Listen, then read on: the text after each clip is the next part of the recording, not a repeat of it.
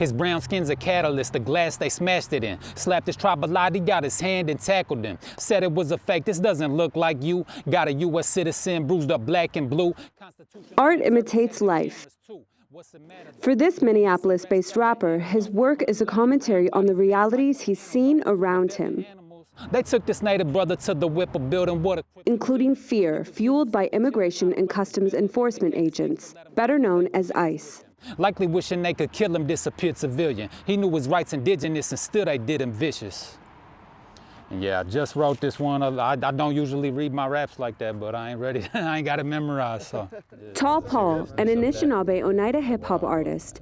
Outside of his art, Paul patrols for ICE agents. We're policing federal agents, and that shouldn't be necessary. APTN News joined a ride-along with Paul. As a father, Paul is concerned for ICE's impacts on youth.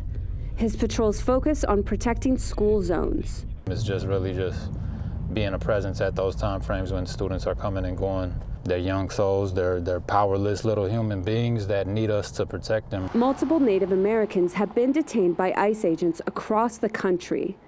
Paul puts himself at risk of violent interactions and detainment. It's normal and okay to be vulnerable and to, feel any kind of fear. But it's about pushing through that fear and walking towards it and understanding that it's bigger than us, like it's bigger than me as an individual. This is Ozuya. We're doing the Phillips neighborhood. Oglala Lakota community member Ozuya Chakala takes part in these patrols. The highlight times of patrol are anywhere from 6 a.m. to about 6 or 7 p.m. The main times that ICE agents are out kidnapping people. He's putting himself at the front lines. There's a little, fear or anxiety that comes with pursuing ICE and just highlighting them or following them because they can, hurt you physically, murder you in broad daylight, or arrest you and do whatever they want, with no repercussions, no accountability. And that's just, that comes with wanting to protect and doing actions to protect your community. We use sage to smudge, to take away the negative energy. We use it to pray. We use sweetgrass to pray. And so a lot of natives, we just keep it on our dash because it just gives us an extra layer of protection. 2 to 3 people patrol per car, updating encrypted chats about ICE sightings in the neighborhood. Yeah, it's on Signal.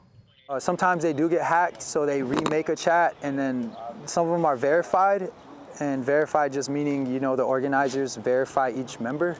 Personally, they know them so that they know they're a real person that's helping. There's all walks of life amongst us. Some are taking the tactics used in Minneapolis to push ICE out of other states, including Arizona-based Diné Navajo actor and activist Che Jim. I've been a part of Standing Rock, I've been to Oak Flats, I've been to some of these other frontline camps, and one of the things that makes this one particularly interesting is the fact that it is being done in an urban environment, and it's really the true mobilization of an entire city. Hey everybody, Che here. I am at the Whipple Detention Center here in Minneapolis, Minnesota. Jim uses his large online following to share resources on how to mobilize against ICE. This right here is the location where Renee Good lost her life. Bringing that knowledge back home in Arizona, where Native Americans continue to be targeted and detained by ICE. Is to go to these different places to learn and connect with everybody so that we can stand together, not only as indigenous people, but as people of color and as a nation towards, the tyranny and the rise of fascism in the United States, and that is now being frontlined by ICE. An influx of agents came to Minneapolis in December under a directive called Operation Metro Surge. According to White House border czar Tom Homan, the operation is coming to an end. I don't want anybody to be under the impression that the end of this operation means that ICE is leaving, because they're not.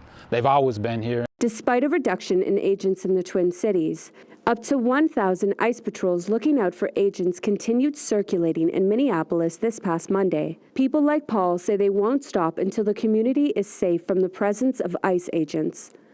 Savannah Craig, APTN National News, Minneapolis, Minnesota.